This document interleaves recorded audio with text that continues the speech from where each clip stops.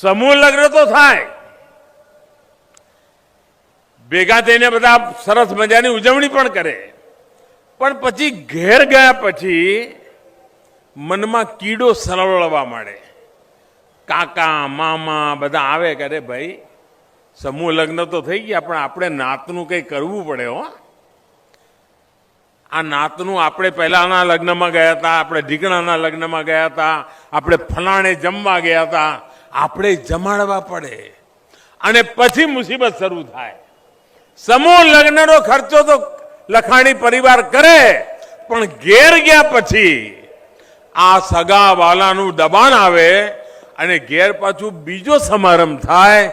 મારી તમને હાથ જોડીને વિનંતી છે, હવે ઘેર જઈને બીજો સમારંભ ન કરતા, દેવાના ડુંગરમાં ન ડૂબતા, પૈસા ઉછળતા હોય તો સારા કામ માટે મૂકી રાખજો, તમારા સંતાનોના ભવિષ્યમાં કામ આવશે. નહીં તો આ મુસીબત રહે છે. સમૂહ લગ્નો થયા પછી પાછું કઈ ને કઈ ઘેર જઈને કરવાનું.